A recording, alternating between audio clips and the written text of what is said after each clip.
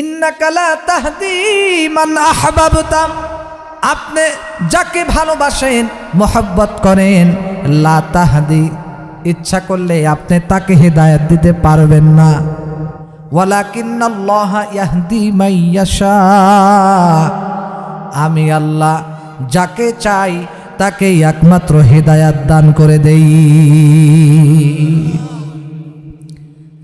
ভাইরা আমার, বন্ধুগণ আমার, খুব ভালো করে লক্ষ্য করবেন। এরে যুবক, এরে আমার পর্দার আড়ালের আম্মাজান, আব্দুল মুত্তালিবের সন্তান অর্থাৎ আবু তালিব সর্বপ্রথম থেকেই আল্লাহর নবীজিকে, আল্লাহর নবী যখন শিশু অবস্থায় ছিল, আমার আপনার নবী ছোটকালেই এতিম হয়ে যায়। 6 থেকে 8 বছর বয়সে আমার আপনার নবী মাকেও হারান। ছোট্টবেলায় শিশুকালে অনেক কষ্ট করে জীবন যাপন করেছে। আল্লাহর পয়গম্বরের মাও ছিল না, বাবাও ছিল না, একেবারে এতিম। যেটা আপনাদেরকে বোঝাইতে চাই, হঠাৎ করে একদিন আল্লাহর পয়গম্বর আসরের নামাজের পরে এক জায়গায় খেলার মাঠে বাচ্চাদের খেলা দেখতেছে। হঠাৎ করে যখন মাগরিবের সময় ঘনিয়ে আসছে, এবার খেলাধুলা শেষ হয়ে গেছে। যেমন আমাদের এলাকার মধ্যে বাচ্চারা খেলাধুলা করে আসরের নামাজের পরে, ঠিক কিনা কন? আসরের পরে খেলতে খেলতে এক পর্যায়ে মাগরিব হয়ে যায়। মাগরিবের আগেই কিন্তু স্বাভাবিক বাচ্চারা, ছেলেরা কিন্তু খেলাধুলা শেষ করে। অনেকের গার্জিয়ানরা, মা বাবাই গিয়া কিন্তু খেলার মাঠ থেকে নিয়ে আসে, ঠিক কিনা কন? এবার মাগরিবের সময় যখন ঘনিয়ে আসছে, এই মাঠের মধ্যে বিভিন্ন ছেলেদের মা এসে, আব্বা এসে কোলের মধ্যে নিয়া ও গালে চুমো খায়, ও গালে চুমো খায়। আর সুন্দর করে প্রত্যেকের মা বাবা এসে খেলার মাঠ থেকে বাচ্চাদেরকে নিয়ে যায়। আমার আপনার পয়গম্বরকে দেখার জন্য আর কেউ আসে না। পয়গম্বর চোখের পানি ছাইরা দিছে, দেখি সকলের আব্বা এসে, মা এসে তাদেরকে কোলে করে আদর কইরা কইরা বাড়ির মধ্যে নিয়ে যায়। আমার কি আব্বা নাই? আমার কি মা নাই? আমাকে কি আদর করে কেউ নেবে না? ভাইয়েরা আমার, হঠাৎ করে উনি দেখলো মাগরিবের সময় গনিয়ে যায়, এরপরেও আমার মুহাম্মাদের খবর নাই। এলাকার ছেলেদেরকে ডাক দে বলতেছে, তোমরা কি আমার মুহাম্মদকে দেখছো নাকি? ডাক দে বলতেছে, না না, আমরা মুহাম্মদ নামে কাউকে চিনি না, তবে এতটুকুন খবর দিতে পারি, আমরা যখন অমুক জায়গা খেলার মাঠে খেলাধুলা করতেছিলাম, আমরা সবাই যখন চলে আসলাম, একটা সুন্দর ফুটফুটে ছেলেকে দেখে আসছি। ওই ছেলেটাকে দেখলাম আব্বা আব্বা বলে কাঁদতেছে। জোরে জোরে কোন সুবহানাল্লাহ। ডাকতে বলতেছে, হায় হায়, ও মুহাম্মদ স্যার আর কেউ না, দূরে পয়গম্বরের কাছে গেছে, কোলের মধ্যে জড়ায় নিছে। এবার পয়গম্বর ডাক দিয়ে বলতেছে, ও গো মা, আমি দেখলাম প্রত্যেকের বাবা এসে, মা এসে তাদেরকে আদর করিয়া সুন্দর করে বাড়িতে নিয়ে গেল। আমার কি আব্বা নাই? আমার কি আব্বা নাই?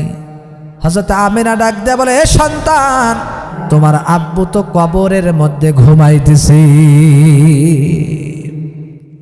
এই শিশু অবস্থায় এখান থেকেই আবু তালিব, আসলে একটা কথা কি, পৃথিবীর সমস্ত মানুষকে লালন পালন কে করে বলেন তো? খাওয়ান কে? পালেন কে? আল্লাহ। এই মানুষ আল্লাহ ঠিক করে দেয়, ঠিক কিনা কর? আবু তালিবের মধ্যে আমার মনে হয় মা বাবার যে ভালোবাসা, দরদটা আবু তালিবের কলিজার ভিতরে আল্লাহ ঢাইলে দিছিল, ঠিক কিনা কর? আল্লাহ হয়তো বলছে, মুহাম্মদ, তোমার আব্বা আম্মাকে আমি কাইরা নিলাম, ঠিক আছে, তোমার আব্বা আম্মা যে পরিমাণ ভালোবাসতো, এই ভালোবাসাটা আমি আবু তালিবের মধ্যে দিয়ে দিলাম, আবু তালিবের কলবের মধ্যে দিয়ে দিলাম। ইনশাল্লাহ তুমি ভালোবাসা কমতি পাইবে না। সুবহানাল্লাহ। তা আবু তালিব আল্লাহর পয়গম্বরকে ছোট্টকাল থেকেই এত ভালোবেসেছেন, এত ভালোবেসেছেন, জান প্রাণ দিয়ে ভালোবেসেছে, বুকের সাথে লাগায়া ভালোবেসেছে। ছোটকাল থেকেই নবীজি আবু তালিবের জন্য এত চেষ্টা করেছে, এত মেহনত করেছে তার আপন চাচার জন্য। কিতাবের মধ্যে আছে হাসরের মাঠে আবু তালিবকে সর্বনিম্ন, সবচেয়ে নিম্ন শাস্তি দেওয়া হবে আবু তালিবকে। কি করানো হবে? আপনারা তো অনেকেই শুনছেন, এটা আগুনের একজোড়া জুতা পরানো হবে আবু তালিবকে। এটাই সর্বনিম্ন শাস্তি জাহান্নামে। কিতাবের মধ্যে লেখে এই আগুনের জুতা পরার কারণে আগুনের জুতার পাওয়ার এত হিট হবে, এত তাপ হবে, আবু তালিবের মাথার তালু দিয়ে গিলুগুলা বাতের মারের মতো উতলাইতে থাকবে। নাউজুবিল্লাহ, জোরে কর নাউজুবিল্লাহ। এত তাপ, এটাই হচ্ছে সর্বনিম্ন শাস্তি। কিসের কারণে? কালেমা না পড়ার কারণে। আমি আপনাদেরকে বলতে চাই, আল্লাহর রসুলকে ভালোবাসা আমাদের দরকার আছে না নাই? আরো জোরে কোন দরকার আছে না নাই? জান প্রাণ দিয়ে আমাদেরকে আল্লাহর রসুলকে ভালোবাসতে হবে। আল্লাহর রসুলকে যদি আমরা ভালোবাসতে পারি, মহব্বত করতে পারি, তাহলে হাসরের মাঠে কানা মাই ফিল জান্নাহ, রসুলের সাথেই আমরা জান্নাতে থাকতে পারবো। সুবহানাল্লাহ। কোন হেদায়েতের মালিক কে? আল্লাহ। ইন্নাকা লা তাহদি মান আহবাবতা ওয়ালাকিন্নাল্লাহা ইয়াহদি মান ইয়াশা।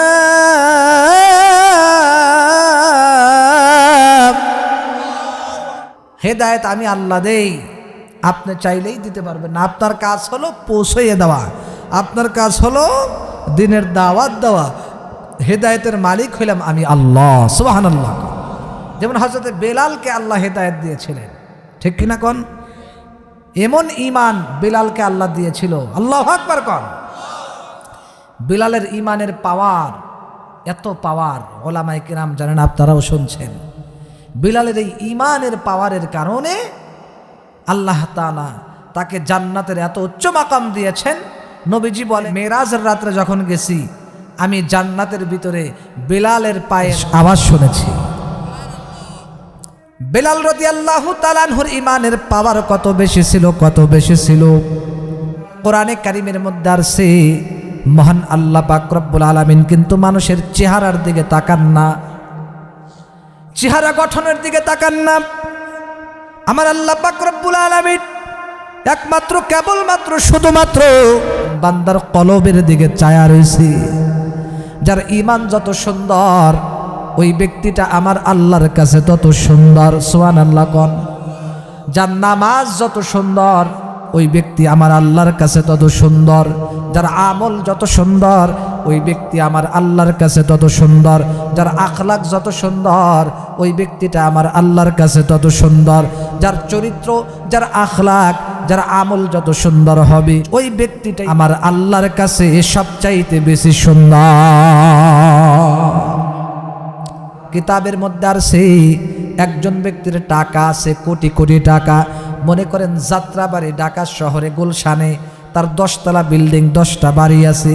দুবাইতে তার বাড়ি আছে, বিভিন্ন জায়গায় তার বাড়ি আছে। গাড়ি বাড়ির অভাব নাই, অট্টালিকার অভাব নাই, অর্থনীতির অভাব নাই। দুবাইতে তার বাড়ি আছে, বিভিন্ন জায়গায় তার বাড়ি আছে। গাড়ি বাড়ির অভাব নাই, অট্টালিকার অভাব নাই, কোনো কিছুর অভাব নাই, অর্থনীতির অভাব নাই, ক্ষমতার অভাব নাই। কিন্তু ওই ব্যক্তি যদি নামাজ না পড়ে, তাহলে ওই ব্যক্তিটা আমার আল্লাহর কাছে সবচাইতে জঘন্য, নিম্নমানের খারাপ। আর যেই ব্যক্তিটার কাছে ঈমান অনেক সুন্দর, অনেক গরিব, বিচারার কাছে ঠিক মতো টাকা পয়সা নাই, খাওয়া ঠিক মতো জোটে না, দিন আই না দিন খায়, তার ঘরের ভিতরে একদিন চাউল থাকে আর একদিন চাউল থাকে না। মনে করেন উস্কো খুস্কো চেহারা, সাধারণ জীবন যাপন করে। ঘরের ভিতরে এমন একটা ঘর আছে যে ঘরের টিন দিয়ে বৃষ্টি আইলে ওই বৃষ্টির ফোঁটাগুলা টিনের চাল দিয়ে বেয়ে বেয়ে পড়ে। ঘরটাও ঠিক মতো ভালো না, ঘর ভাঙ্গা, অর্থ নাই, কিছু নাই। কিন্তু ওই ব্যক্তির ভিতর যদি ঈমানটা সুন্দরভাবে মজবুত থাকে, আমল যদি সুন্দর থাকে, ওই ব্যক্তিটা ওই কোটি কোটি টাকাওয়ালা ব্যক্তির চাইতে এই গরিব ব্যক্তি, নামাজি ব্যক্তিটাই আমি আল্লাহর কাছে সবচেয়ে বেশি দামি। জোরে কোন সুবহানাল্লাহ। সেই জন্য আমাদের ঈমান, আমল, আখলাক সুন্দর করা দরকার আছে না নাই? মা বোনদেরকে বলতে চাই, আমার মায়েরা খুব ভালো করিয়া শোনেন, কিতাব থেকে বলছি, আমার আল্লাহর কাছে ওই মহিলাটা সুন্দরী নয় যেই মহিলাটা চামড়ার দিক দিয়া, চেহারার দিক দিয়া, বাহ্যিক দৃষ্টিতে অনেক সুন্দরী, অনেক সুন্দরী, রূপের অভাব নাই, চেহারার অভাব নাই, সব দিক দিয়ে ফিটফাট, সব দিক দিয়েই 100 চেহারা। কিন্তু ওই মহিলার মধ্যে যদি আমল না থাকে, পর্দা না থাকে, যদি লজ্জা শরম না থাকে, হায়া যদি না থাকে, তাহলে ওই মহিলাটা আল্লাহর কাছে পশুর চাইতেও খারাপ। ও আল্লাহর কাছে সুন্দরী না। আর যেই মহিলাটা মনে করেন চেহারাটা মনে করে মোটামুটি, অথবা গরিব বংশের মেয়ে, আমার মায়েরা খুব খেয়াল করেন, আর যদি সুন্দরী হয়, আমলও যদি করে, তাহলে তো কথাই নাই, তাহলে ডাবল সুন্দর, ঠিক কিনা কন? সুন্দর আছে, আমলও করে, তাহলে তো ডাবল সুন্দরী। আর যদি আমল না করে, তাহলে ও তো নষ্ট, পশুর সে খারাপ, নাউজুবিল্লাহ কর। যেমন এলাকার মধ্যে যদি একটা গরু মারা যায় অথবা একটা কুকুর মারা যায় এলাকার মধ্যে, এই কুকুরটা যখন 2 দিন 4 দিন চলে যাবে, গন্ধে থাকা যাবে? থাকা যাবে না। ঠিক তেমনি ভাবে যেই মহিলা পর্দা করে না, বিপর্দায় চলে, যেমন পচা কুকুর আর গরুর দ্বারা যেমন সমাজ নষ্ট হয়, বেপর্দা বেশরম নারীর কারণে সমাজের যুবকরা নষ্ট হয়ে যায়। বেশি বলে ফেলছি আমার মায়েরা। আর যেই মেয়েটা, যেই মহিলাটা চেহারা মোটামুটি আছে, কালো অথবা ফর্সা অথবা শ্যামলা অথবা গরিব মানুষের মেয়ে, ও বোন, ও মা, তোমাকে আমি বলছি, তোমার চেহারা সুন্দরী না থাকুক, চেহারা রূপ না থাকুক, কিন্তু তোমার যদি সুন্দরভাবে খাস পর্দা থাকে, স্বামীর খেদমত যদি তুমি ভালোভাবে করতে পারো, যদি সঠিকভাবে আল্লাহর হুকুম, ফরজ, পর্দাটা যদি ভালোভাবে যদি খাস পর্দা করতে পারো, পর্দায় যদি থাকতে পারো, তুমি যদি ভালোভাবে আমল করতে পারো, 5 ওয়াক্ত নামাজ যদি পড়তে পারো, পর্দায় যদি থাকতে পারো, তাহলে তোমার মতো ওই মহিলাটা সুন্দরী, বিপর্দা, বেনামাজি সুন্দরী মহিলার চাইতে, ও বোন তোমাকে বলছি, তোমার আমল ঠিক আছে, তাহলে ওই সুন্দরী মহিলার চাইতে তোমার দামটা আমার আল্লাহর কাছে বেশি। মেয়েরা যত পর্দা করবে, যত আড়ালে থাকবে, আমার আল্লাহ মহিলাদের সম্মান তত বাড়ায় দিবে। সুবহানাল্লাহ। সেজন্য আমাদের ঈমান, হিদায়াত, এটা অনেক বড় একটা সম্পদ। সেজন্য আল্লাহর কাছে আমাদের দোয়া করতে হবে, প্রত্যেক দিন দোয়া করতে হবে। কি দোয়াটা করতে হবে? ইহদিনাস সিরাতাল মুস্তাকিম।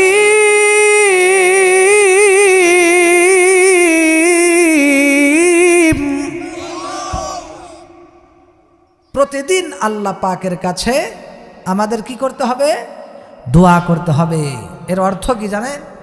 হে আল্লাহ, আমাকে তুমি সরল সহজ সঠিক পথ দেখাও। সুবহানাল্লাহ।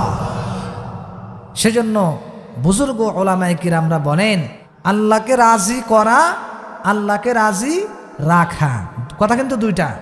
আপনি আল্লাহকে রাজি করছেন, আবার নারাজ করে ফেলছেন, তাহলে কি হইল?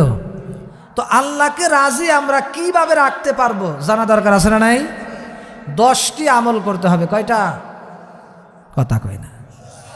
আল্লাহকে রাজি রাখতে চাইলে 10টি আমল করতে হবে। ভিতরে 1 নম্বর হলো গুনাহের কাজ ছেড়ে দেওয়া। কি ছাড়া? গুনাহের কাজ ছেড়ে দেওয়া। গুনার কাজ করেন, আল্লাহ আপনার উপরে রাজি থাকবে, নারাজ হবে না। যদি গুনাহ করে ফেলেন, খুশি হবে একজন, তার নাম কি? শয়তান। তাহলে এবার আমি জানতে চাই, আপনারা শয়তানকে খুশি করবেন না আল্লাহকে খুশি করবেন?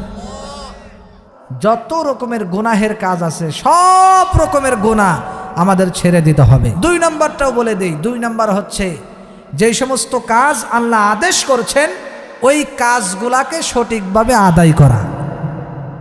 যেমন 1 নম্বরে 5 ওয়াক্ত নামাজ পড়া। আল্লাহর হুকুম সঠিকভাবে, আল্লাহ যা বলছে ওইটা মানতে হবে, আল্লাহ যা নিষেধ করছে তা থেকে আমাদের বেঁচে থাকতে হবে। তাহলে আমাদের আল্লাহ আমাদের প্রতি কি থাকবেন? রাজি থাকবেন। আপনি শুধু গুনাহ ছাইড়ে দিলেন, গুনাহ ছাড়লেন, কিন্তু আল্লাহর হুকুম পালন করলেন না, নামাজ পড়লেন না, তাহলে কি হবে? সেটা নামাজ পড়তে হবে। আল্লাহ কবুল করুক, জোরে কোন আমিন। কোরআনের মধ্যে আল্লাহ বলেন, ইন্নাল্লাযীনা ক্বালু রাব্বুনাল্লাহ সুম্মা ইসতাকামু তাতানাজ্জালু আলাইহিমুল মালাইকা আল্লা তাখাফু ওয়া লা তাহজানু ওয়া আবশিরু বিল জান্নাতিল্লাতী কুনতুম তুআদুন। আল্লাহ বলে, দুনিয়ার মানুষ, ইন্নাল্লাযীনা ক্বালু, নিশ্চয় যারা বলে রব্বুনাল্লাহ, আমাদের রব একমাত্র আল্লাহ, তুমাস্তাকামু, এই কথার উপরে অটল থাকে, এই কথার উপরে অবিচল থাকে, এই কথার থেকে বিন্দু পরিমাণও পিছপা হয় না, এই কথার উপরেই অটল থাকে। তাতানাজ্জালু আলাইহিমুল মালাইকা, তাদের জন্য আমি আল্লাহ ফেরেশতা নিযুক্ত করব। তাতানাজ্জালু আলাইহিমুল মালাইকা আল্লা তাখাফু ওয়ালা তাহজানু। এরে যুবক, আমি আপনি যখন মুমূর্ষু অবস্থায় হব, যখন মৃত্যুর সময় এসে যাবে, সুন্দর সুন্দর ফেরেশতারা আয়েশা তারা বলবে, আল্লাহ তাখাফু, এ জান্নাতি ব্যক্তি, তোমার জন্য কোনো ভয় নাই, সুবহানাল্লাহ, ওয়ালা তাহজানু, তোমার জন্য কোনো চিন্তাও নাই। কেন জানো? কারণ তুমি সারা জীবন সাক্ষী দিছো আমাদের রব আল্লাহ, সুম্মা ইসতাকামু, এবং এই কথার উপর অটল থাকছো। আল্লাহ আমাদের ঈমানকে মজবুত করে দেখ, জোরে কানা। তো জান্নাতের ভিতরে মৃত্যু নাই, কিছু নাই, অনন্তকাল পর্যন্ত জান্নাতের ভিতর থাকতে হবে। তবে মজার কথা হলো, আপনি যতদিন থাকবেন কোনোদিন আপনি আর বুড়া হবেন না। আরে বুড়া তো দূরের কথা, 33 বছরের যুবক সারা জীবন থাকবেন, একদিন বাড়বেও না কমবেও না। 34 বছর কোনোদিন হবে না, একেবারে টাটকা সারা জীবন 33 বছরের যুবক থাকবেন। সুবহানাল্লাহ। শুধু তাই নয় রে, জান্নাতের ভিতরে প্রত্যেকটা যুবককে আল্লাহ 100 জন যুবকের যৌবন শক্তি দান করবে। যুবক ভাই, আপনারা একটু কষ্ট করে ভিতরে আসেন, আসেন, ভিতরে আসেন, ইনশাআল্লাহ আল্লাহ আমাদেরকে হায়াত দারাজ করুক, জোরে কোন আমিন। আমার প্রত্যেককে আল্লাহ তাআলা দীর্ঘ নেক হায়াত দান করুক, জোরে কোন আমিন। মাহফিলে যারা আসবেন লস করবেন না, যারা যতক্ষণ মাহফিলে থাকবো আমাদের গুনাহ মাফ হইতেই থাকবে, সুবহানাল্লাহ। জান্নাতের কথা বলতেছিলাম, জান্নাতের ভিতরে আমার আল্লাহ এত সুন্দর নিয়ামত রাখছে। আপনারা বলবেন, হুজুর জান্নাতের ভিতরে হিংসা হিংসি, কিলাকিলি, মারামারি আছে নাকি? নাই নাই। আল্লাহ বলেন কোরআনের ভিতরে, ইল্লা কিলান সালামান সালামা। আল্লাহ বলে, দুনিয়ার মানুষ, দুনিয়ার ভিতরে তোমরা কিলাকিলি করো, মারামারি করো, একজন আর একজনের মাথা ফাটাও, হিংসা করো, হিংসা বিদ্বেষ করো, একজনের ভালো আর একজন দেখতে পারো না। কিন্তু জান্নাতের ভিতরে তোমরা যখন জান্নাতে আসবা, জান্নাতি পানি দিয়া, ঝর্ণার পানি দিয়া গোসল করার সাথে সাথে সমস্ত জান্নাতীদের বডি কাটটা আদম পয়গম্বরের মতো হয়ে যাবে। জান্নাতের আলোচনা শুনবেন? বিশ্বাস করেন এত মজা লাগবে, অনেকেই হয়তো শোনেন নাই, ভালো করে শোনেন। আমার আল্লাহ জান্নাতের ভিতরে এত সুন্দর নিয়ামত রাখছে, কিতাব থেকে বলতেছি। জান্নাতীরা যখন জান্নাতি পানি দিয়া গোসল করবে, গোসল করার সাথে সাথে আমার আল্লাহ রাব্বুল আলামিন দুনিয়ার যত নাপাকি, হিংসা, বিদ্বেষ ছিল, এই দুনিয়ার মন মানসিকতা, নাপাকি, এইটা সব একদম এই দিল থেকে সাফ করে দিয়া জান্নাতে কলবটা অন্তরে বসায়া দিবে। জান্নাতের ভিতরে কেউ খাটো থাকবে না। দুনিয়ার ভিতরে অনেক মানুষ চেহারা নিয়া অনেক সময় ভাবে, যারা চেহারা সুন্দর ওরা তো অহংকার করে, ঠিক কিনা কন? আর যাদের চেহারা খারাপ, যারা খাটো, যেই মায়েরা খাটো, আপনাদেরকেও বলছি, মায়েরা শুধু তাই নয়, অনেক যুবক ভাইরা বলে আমি খাটো, যদি একটু লম্বা হইতে পারতাম, আমি যদি 5 ফুট 6 ফুট হইতে পারতাম, আমি যদি অমুক বন্ধুর মতো সুন্দর হইতে পারতাম, আমার চেহারা যদি সুন্দর হইতো তাহলে কতই না ভালো হইতো। এই আফসোস অনেকেই করে, কি করে না? কিন্তু জান্নাতের ভিতরে একটা যুবক, একটা মানুষও খাটো থাকবে না। প্রত্যেকটা যুবক 60 ফুট উঁচা লম্বা থাকবে। কিতাবের মধ্যে লেখে প্রতিটি জান্নাতি ব্যক্তির চেহারা ইউসুফ নবীর মতো সুন্দর হবে। জোরে কান সুবহানাল্লাহ। ইউসুফ নবীর মতো সুন্দর হবে। খুশি হন নাই? এখনো খুশি হন নাই? অনেক মানুষ কণ্ঠ নিয়ে আফসোস করে, আহারে আমার যদি কণ্ঠটা ভালো হইতো, আমি গান গাইতাম, গজল গাইতাম, বহু কিছু গাইতাম। জান্নাতি ব্যক্তির কণ্ঠটা আল্লাহ তাআলা দাউদ নবীর মতো দিবে, দাউদ নবীর মতো। দাউদ নবীর নাম শোনেন নাই? কারা কারা শোনেন নাই? হাত তোলেন তো দেখি। আল্লাহ, দাউদ নবীর নাম শোনেন নাই? তো মামলা করা দরকার না। এমপি চেয়ারম্যান আছে না, লাগে সারাদিন যদি এই যে খাইটে নিয়ে থাকেন, চিনবেন কি? উনি যখন উনার কিতাব পড়তেন, সমুদ্রের মাছ আইসা, ওদের কিনারে আইসা দাউদ পয়গম্বরের কণ্ঠের এই সুন্দর কিতাবের এই পড়াগুলা শুনছে। সুবহানাল্লাহ।